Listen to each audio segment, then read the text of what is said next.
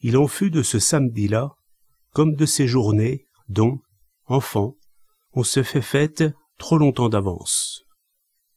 Cela ne commença-t-il pas par des impressions enfantines? La peur de Jean quand, dans son demi-sommeil, il entendit le tambourinage de la pluie sur la vitre en pente, juste au-dessus de sa tête.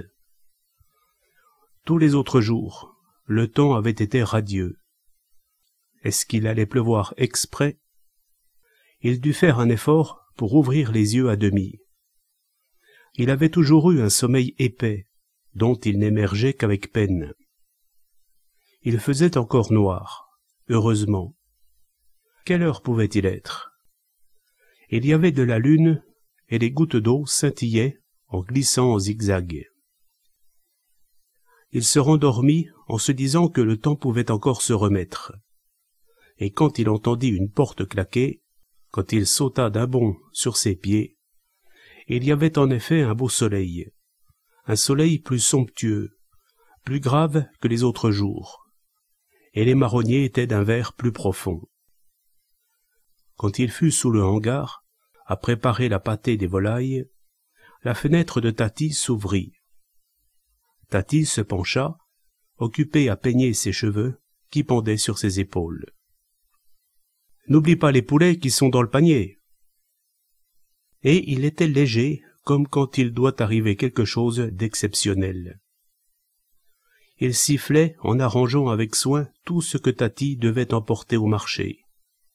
Un panier de poulets blancs attaché 2 à 2 par la patte, 12 douzaines d'œufs, 3 douzaines d'œufs de canne pour le pâtissier, et 5 gros œufs d'oie.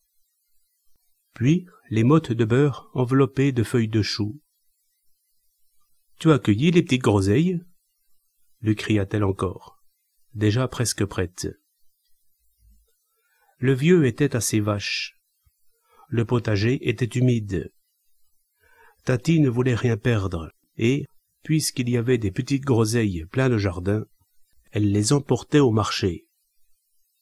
Elle mangea à peine, debout, car elle craignait toujours de rater son autocar. « Dépêche-toi, Jean, fais attention aux œufs !» Elle fronçait les sourcils. Peut-être le trouvait-elle trop gai. Il sifflait encore en se chargeant des plus gros paniers, et il allongeait le pas dans le chemin creux où la terre, après la pluie, était plus brune, et où les buissons répandaient une forte odeur. « Si elle vient à la maison, n'aie pas peur de la flanquer à la porte. Ah, j'allais oublier.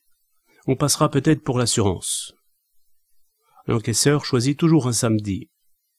L'argent est dans la soupière de la salle à manger. Le compte y est. Pour la première fois, il revit la petite maison à barrière bleue, au bord de la grande route, et cette fois la porte en était ouverte. « Adieu, Clémence !» cria Tati sans voir personne. On bougea à l'intérieur.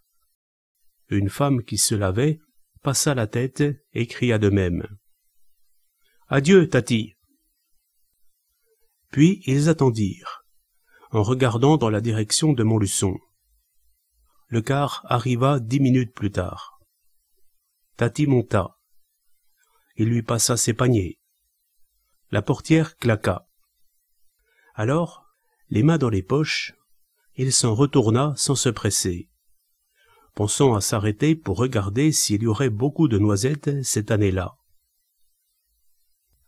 Il ne savait pas que ce n'était pas une journée comme une autre qui commençait, ni qu'il vivait ses derniers moments d'insouciance.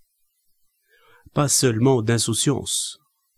C'était plus miraculeux que cela, et le miracle durait depuis 8 jours, et davantage. Des heures, des journées d'innocence. Il n'avait plus d'âge.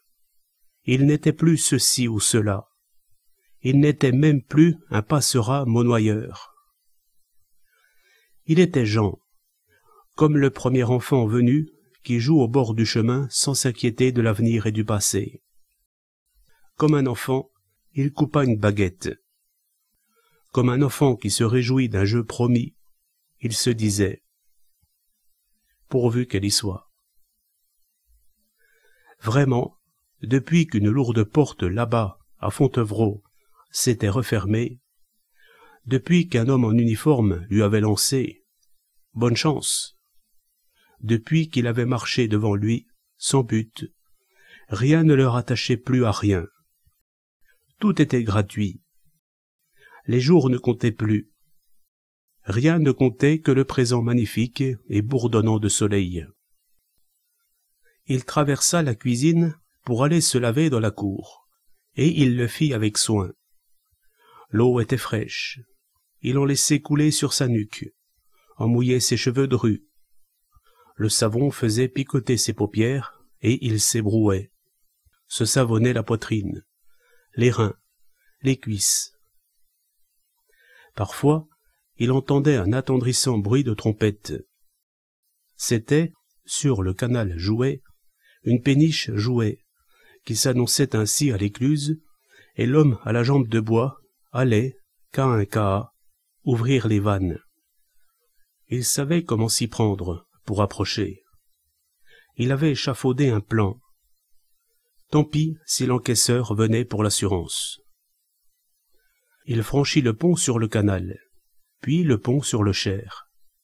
Il s'enfonça dans les taillis en pente et suivit ainsi, parmi les ronces auxquelles il s'accrochait, le lit de la rivière.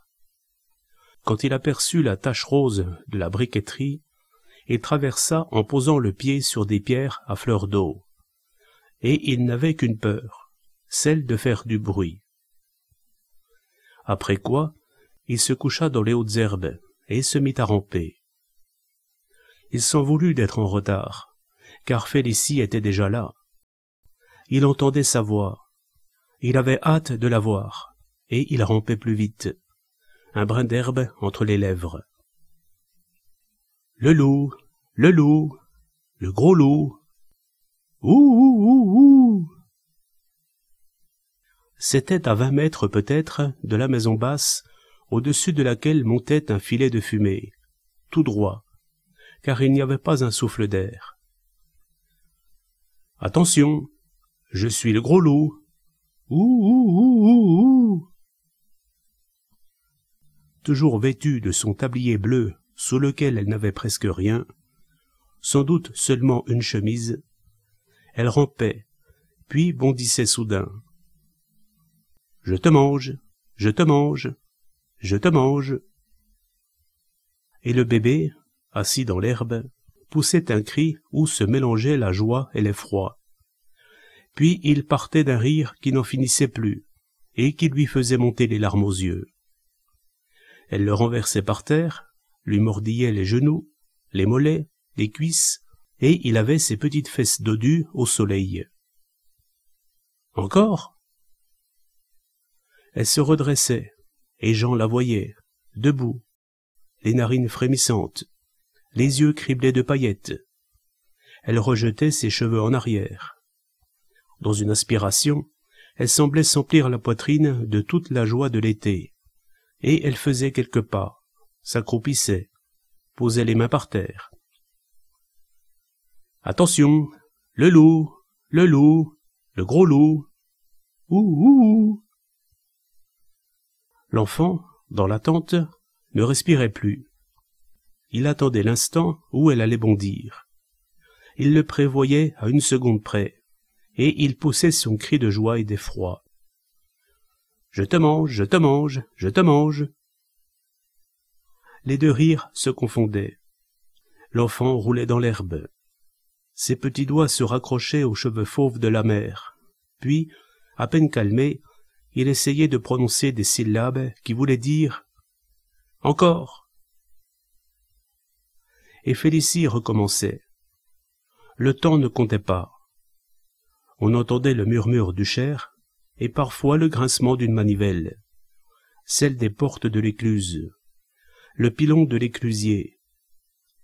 Françoise, derrière sa maison, un sac accroché devant elle en guise de tablier, les pieds nus dans les sabots, plongeait les bras dans un baquet d'eau savonneuse, et elle avait le linge qu'elle jetait sur l'herbe où il formait un gros tas mou. Le loup, Le gros loup, le... Elle s'immobilisa, les prunelles soudain fixes, soudain froides. Elle venait de découvrir, dans les hautes herbes, derrière son fils, le visage de Jean. Il crut qu'elle allait en hâte ramasser le bébé et se précipiter vers la maison.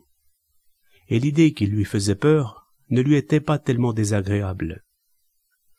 Est-ce que tout le monde, dans le pays, n'avait pas peur de lui, parce qu'il sortait de Fontevraud et qu'il était interdit de séjour? On ne le connaissait pas. On ne pouvait pas savoir. Un jour, quand elle serait apprivoisée, il lui expliquerait, gentiment.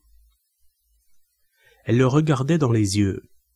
Sans doute n'avait-elle pas peur, puisqu'elle ne songeait pas à protéger le bébé qui était entre eux deux. Tout à coup, au moment où il s'y attendait le moins, elle lui tira la langue. Il sourit. Il n'avait qu'à se lever, à s'avancer vers elle, à lui parler. Mais elle s'était dressée la première. Elle s'était penchée sur l'enfant qu'elle hissait sur son bras, et c'est dans cette pose qu'elle paraissait le plus jeune, le plus frêle. Il se leva à son tour. Avant qu'il soit debout, elle passa près de lui, cracha par terre, et laissa tomber « Sale type !» Puis, sans se presser, sans se retourner, elle se dirigea vers sa mère qui faisait la lessive.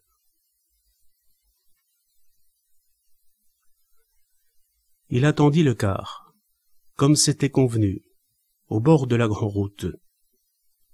Il aida Tati à descendre, et il porta la plus grosse partie des paquets. Elle avait sourcillé en le voyant, et, dès qu'ils furent dans le chemin creux, elle questionna. « Qu'est-ce que t'as ?»« Rien. »« Il est venu quelqu'un ?»« Personne. » Comment avait-elle deviné qu'il y avait quelque chose alors que c'était tellement impondérable? Qu'y avait-il, en somme? Il ne faisait pas peur à Félicie. Ce n'était pas parce qu'il sortait de prison qu'elle s'éloignait dès qu'elle l'apercevait. Elle avait craché par terre. Elle avait laissé tomber « Sale type !» C'était très différent. Cela s'adressait à l'homme qui vivait chez Tati, qui était l'amant de Tati. Celle-ci, le souffle court parce qu'il marchait trop vite, n'en questionnait pas moins en l'enveloppant de son regard méfiant. « Félicie n'est pas venue ?» Il put dire non sans mentir. Il n'avait pas la curiosité de savoir ce qu'il y avait dans les paquets. On lui avait gâté sa journée, et peut-être beaucoup plus que sa journée. On lui avait sali son ciel. Il n'avait plus envie de siffler. Il n'avait pas faim. Il ne reniflait pas, comme il le faisait les autres jours, l'odeur déjà familière de la cuisine. « J'ai commandé une seconde couveuse », annonça Tati en retirant son chapeau. Chez elle aussi, il y avait quelque chose de changé, et il eut l'impression qu'existait soudain entre eux une certaine distance qu'elle hésitait à franchir. « Tu ne me demandes pas ce que j'ai acheté? Dis donc, Jean, laisse voir ton visage dans la lumière. Tu te souviens de ce que tu m'as dit l'autre jour et de ce que je t'ai répondu? » Qu'est-ce que j'ai dit? Au lieu de répondre, elle déclara. Tout à l'heure, un peu avant la fin du marché, une auto s'est arrêtée en face de l'Hôtel de France. Tu connais bien l'Hôtel de France, n'est-ce pas? Je le connais, oui. C'était une grosse voiture découverte, comme il n'y en a pas beaucoup dans le pays. Il y avait dedans un homme et une femme. La femme était très belle, très jeune, et portait un tailleur presque blanc. L'homme, en descendant, a murmuré. « Je n'en ai que pour 5 minutes, chérie. » Tu sais qui c'était? Il fronça les sourcils. Il devinait confusément, mais il n'était pas à la conversation. Laisse-moi te regarder. Il avait les cheveux plantés bas sur le front, comme toi, Mais ses cheveux à lui étaient argentés, et des sourcils qui se rejoignaient au-dessus du nez, comme toi. Pourquoi n'as-tu pas insisté quand j'ai prétendu que tu n'étais pas le fils de monsieur Passera-Monnoyeur? J'ai dit que j'étais son fils. Moi, j'ai répliqué que ce n'était pas vrai. Ça n'a pas d'importance. Elle préféra ouvrir les paquets. Tiens, j'ai rapporté un rasoir, du savon à barbe et un blaireau. C'est bien 41 que tu fais d'encolure. Voici 3 chemises. Tu en essaieras une, car je peux les rendre si elles ne vont pas. Des espadrilles, 2 paquets de cigarettes, une ceinture à boucles de métal et un pantalon de toile bleue. T'es content? Il se formait comme du vide entre eux, maintenant qu'elle avait parlé du distillateur. Où est Coudert? Il doit être avec les vaches. Aide-moi à mettre la table. Je me déshabillerai tout à l'heure. Et, tout en remuant ses casseroles, je sais maintenant ce qu'ils appellent le rhum de loi. C'est Boquillon, un ancien clerc de notaire qui a épousé une bossue et qui s'est établi marchand de biens, gérant de propriété. Je l'ai vu. Je lui ai dit que je payerais plus qu'eux et il m'a tout raconté. S'il trouve un médecin pour affirmer que le vieux est fou... Elle le regarda, surprise. Qu'est-ce que t'as? T'es pas comme les autres jours. Je l'ai remarqué en descendant d'autocar. Ce n'est pas à cause de ton père. Il s'efforça de rire. On dirait que t'es triste ou que tu couvres une maladie. Qu'est-ce que t'as fait ce matin? Rien. T'as ramé les pois? Oui. T'as donné à manger au lapin? Oui. On n'est pas venu pour l'assurance? Non. Tant pis. Elle remettait à plus tard le soin de comprendre. Le vieux Coudert était entré sans bruit, et s'était assis à sa place. Elle déballa de la charcuterie qu'il avait l'habitude d'apporter de la ville chaque samedi. Elle croit toute que la couveuse ne marchera pas, ou que les poussins crèveront dès leur naissance. Je me suis renseigné auprès de quelqu'un qui fait les poulets en gros. Il faudra seulement installer une éleveuse dans la buanderie. J'en ai commandé une, qui fonctionne au charbon. Elle sentait qu'il n'écoutait pas, qu'il mangeait du bout des dents. Il fallait encore attendre. Après le repas, le vieux s'en irait. Elle verserait le café dans son verre. Elle ferait fondre le sucre, repousserait sa chaise en arrière.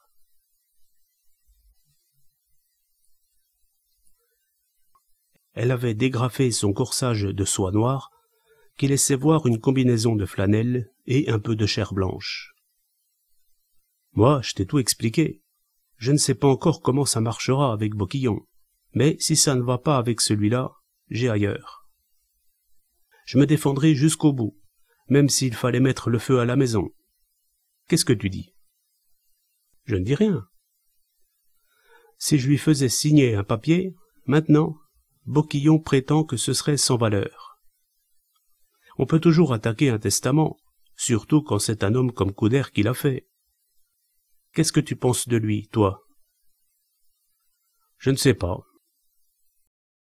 Elle lui reprocha du regard sa mollesse, cette sorte d'absence qui créait un vide dans la cuisine. Eh bien, je vais te dire franchement mon avis. Coudert n'est pas si bête ni si gâteux qu'il en a l'air. Je ne prétends pas qu'il entende clair, mais il devine ce qu'on dit au mouvement des lèvres. C'est un vieux malin. Il n'a pas envie de se compliquer l'existence. Il a ses vices. Il ne pense qu'à ça. Il sait que, quand il fait la bête, on ne peut rien contre lui. Tu l'as vu l'autre jour, avec ses 2 filles. Chez elle, on le surveillerait. Je parie qu'on ne tarderait pas à le mettre à l'asile, et le vieux singe le sait aussi. Tu comprends? Avec moi, il peut s'amuser de temps à autre. Il n'a pas honte. Et ces garces-là voudraient me jeter à la porte. Qu'il lui arrive un malheur demain, et elles feront vendre la maison. Elles en ont le droit. Boquillon m'a prévenu. Et moi qui ai tout fait ici, moi qui, toute ma vie, ai travaillé comme une bête, Moi qui ai supporté le vieux, j'aurai tout juste un tiers de ce qui, en réalité, m'appartient. Car si c'était elle qui avait eu la maison, il y a longtemps que l'huissier serait venu tout saisir. À quoi penses-tu? Je ne pense pas. C'était vrai. Il ressentait seulement un malaise, comme quand on va avoir la grippe. Il ne digérait pas son déjeuner. Il avait chaud. Ça me gêne un peu que tu sois le fils de M. Passera, mon noyeur. Quand je pense que ma sœur était en service chez eux, tu l'as sans doute connue. Il y a combien de temps? 10 ans. Elle ne s'appelait pas Adèle? Oui, pourquoi? Pour rien. Je me souviens, elle détestait ma sœur. Maintenant, je crois que ma sœur est mariée à un médecin d'Orléans. C'est un chirurgien, le docteur Dormant. Silence. C'était l'heure où ils auraient dû se lever de table. Il n'y avait plus de café dans la cafetière, ni dans les verres. Tu veux prendre l'eau de vie dans l'armoire? Ça ne te fait rien que je te commande et que je te dise tu? Pourquoi?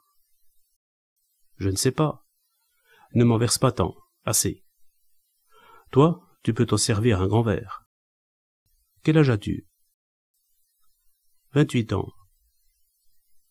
Les mains croisées sur le ventre, l'œil fixé au carreau étincelant de la fenêtre derrière laquelle la route était poudreuse, elle murmura. Si bien que tu avais 23 ans. L'âge de René maintenant. Quand René a fait ça, lui, il n'en avait que 19. Dis-moi, Jean. Quoi? C'est un homme que t'as tué? Un homme, oui. Vieux? Je crois qu'il avait la cinquantaine. Avec un revolver? Il secoua négativement la tête et regarda ses mains. Ça t'ennuie que je te parle de ça? Non, cela ne l'ennuyait pas. Il savait qu'il devrait y passer un jour ou l'autre. Mais c'était si loin. Et si différent de ce que les gens pouvaient s'imaginer. Tu ne veux pas me raconter? Moi, je te dis tout. Et lui, comme on récite une leçon, ça a commencé boulevard Saint-Michel, dans une brasserie qu'on appelait le Mandarin. Je ne sais pas si elle existe encore. T'étais étudiant?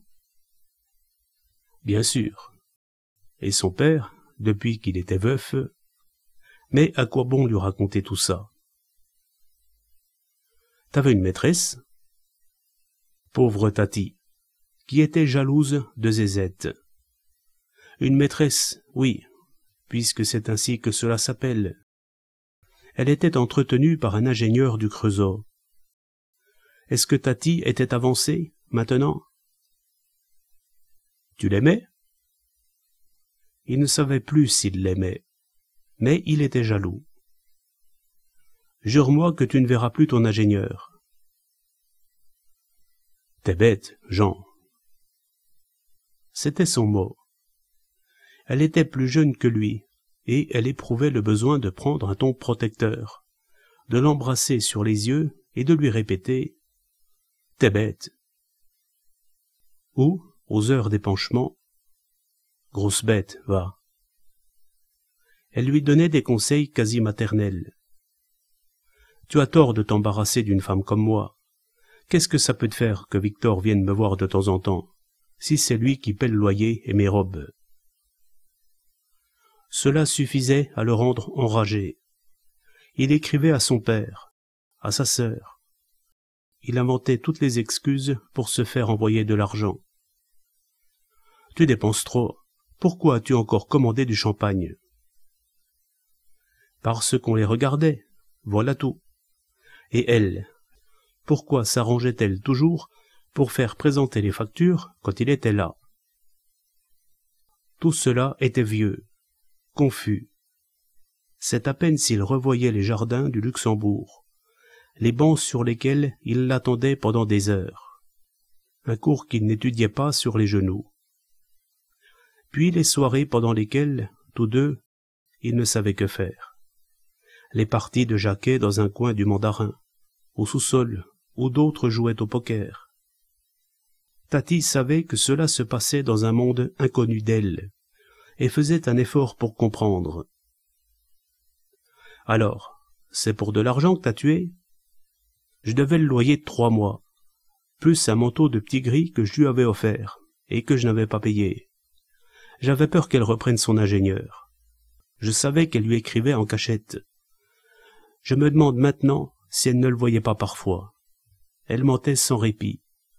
Elle me disait « Tu ferais mieux de préparer tes examens, si j'étais ton père. » J'ai supplié mon père de m'envoyer de l'argent. Il en dépensait tant et plus avec ses maîtresses. J'avais droit à la part de ma mère, mais il avait juré de me rogner si je la réclamais. Un soir que je venais de revendre ma montre, j'ai vu des gens commencer, dans le sous-sol du Mandarin, une grosse partie de poker. En réalité, ce n'était pas ma montre que j'avais revendue. C'était un chronomètre en or, que j'avais volé à mon père la dernière fois que j'étais allé le voir. On m'en avait donné 3000 francs. Il en valait le triple. 3000 francs ne me suffisaient pas. Un des joueurs était un gros homme qui arrivait de sa province, un entrepreneur du Mans. Il perdait, il était enragé.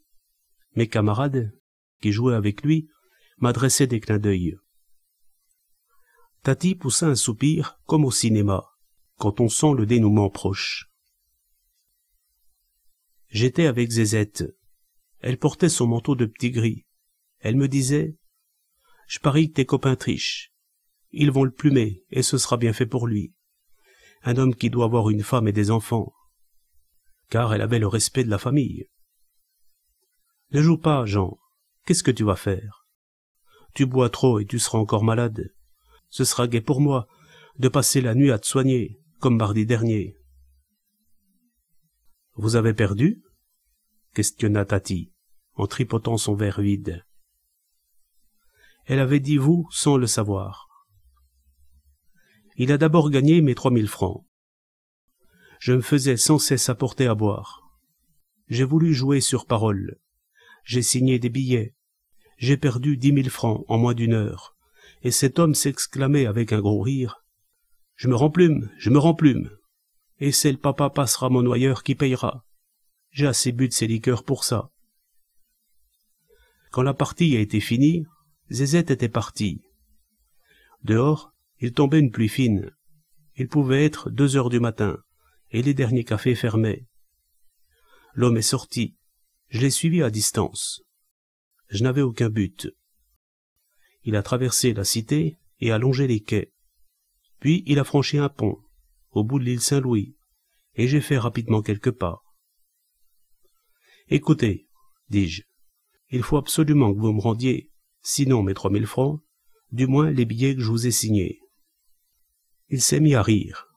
Je devais être pâle, les nerfs tendus, car son rire est devenu moins naturel, et j'ai compris à son regard qu'il avait peur, qu'il cherchait du secours autour de lui. À cette époque-là, comme beaucoup d'étudiants, j'avais toujours un coup de poing américain dans ma poche, par jeu. L'homme riait toujours quand je l'ai frappé en plein visage, et il est tombé comme une masse. « Il était mort ?» questionna Tati, dont la poitrine se soulevait. Il haussa les épaules. Je lui ai pris son portefeuille, je l'ai mis dans ma poche. Je me suis éloigné rapidement. Puis, il n'était pas mort. Alors il cria. Mais non, sacrebleu, il n'était pas mort. Ou plutôt, est-ce que je sais, moi? J'étais déjà à 100, à 200 mètres. Soudain, j'ai pensé qu'il allait revenir à lui, que des agents le trouveraient en faisant leur ronde et qu'ils me dénonceraient. Je suis revenu sur mes pas, et c'est à ce moment-là seulement que j'ai eu peur. Je me suis penché sur lui, il a grogné. Aussi vite que j'ai pu, je l'ai soulevé, je ne sais pas comment, car il était lourd, et je l'ai hissé par-dessus le parapet. Il y avait 14 000 francs dans le portefeuille, et une photographie représentant 2 enfants, 2 jumeaux, joue contre joue. Ils vous ont pris tout de suite? Il baissa la tête. 4 mois après. On n'a retrouvé le corps que 5 semaines plus tard, à un barrage. L'enquête s'est poursuivie sans qu'on prononce mon nom. Et Zézette. Je suis sûr qu'elle soupçonnait la vérité. J'ai dépensé les 14 000 francs avec elle. Un matin, la concierge m'a annoncé mystérieusement que la police était venue se renseigner sur mon compte. J'ai disparu. J'ai couché chez un ami qui vivait avec son oncle. L'oncle ne devait pas savoir que j'étais dans la maison. Je n'osais plus sortir. Pendant la journée, je me tenais caché sous le lit. Mon copain m'apportait des restes de la table, des œufs durs, des morceaux de viande froide. J'ai écrit à mon père pour lui demander de l'argent afin de passer à l'étranger. Il m'a répondu d'un seul mot, « Crève ».